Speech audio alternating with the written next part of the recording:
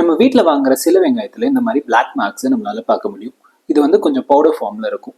இந்த மாதிரி வெங்காயத்தை வாங்கலாமா, இதை சாப்பிட்றதுனால நமக்கு எதுவும் பிரச்சனை இருக்கா அப்படின்றது தான் இந்த வீடியோவில் நம்ம பார்க்க போகிறோம். இந்த மாதிரி இன்னும் நிறைய ஃபுட் ரிலேட்டட் வீடியோஸ் பார்க்கறதுக்கு நம்ம சேனலுக்கு சப்ஸ்கிரைப் பண்ணிக்கோங்க. நம்ம வெங்காயத்தோட வெளிப்புறத்தில் பார்க்குற இந்த மாதிரி பிளாக் மார்க்ஸ்லாம் அஸ்பர்ஜில்லஸ் நிகர் அப்படின்ற ஒரு வகையான ஃபங்கல் இன்ஃபெக்ஷன். இந்த இன்ஃபெக்ஷன் வந்து வெங்காயம் வளரும் போது, இல்லாட்டி அதை ஹார்வெஸ்ட் பண்ணும் போது, இல்லாட்டி அதுக்கப்புறம் அதை ஸ்டோர் பண்ணும் போதுன்னு எப்போ வேணாலும் அஃபெக்ட் பண்ணலாம். இது மோஸ்ட்லி வெங்காயத்தோட அவுட்டர் சர்ஃபேஸ்ல தான் இருக்கும்.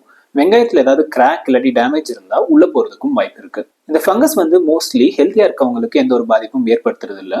ஆனா இம்யூனிட்டி கம்மியா இருக்கவங்களுக்கு ஆஸ்துமா போன்ற பாதிப்பு ஏற்படுத்த வாய்ப்பு இருக்கு. சரி, இந்த வெங்காயத்தை சாப்பிடலாமா வேணுமான்னு கேட்டா, இந்த பிளாக் மார்க்ஸ் வந்து வெங்காயத்தோட வெளிப்புறத்துல மட்டும் இருந்துச்சுன்னா 1-2 லேயர்ஸை ரிமூவ் பண்ணிட்டு அதை கிளீன் பண்ணிட்டு சாப்பிடலாம், சேஃப் தான். ஆனா இந்த ஃபங்கஸ் வந்து வெங்காயத்துக்குள்ள போயிடுச்சுன்னா வெங்காயம் வந்து ஒரு மாதிரி சாஃப்ட் ஆயிடும், ஸ்மெல் வர ஆரம்பிச்சிடும்.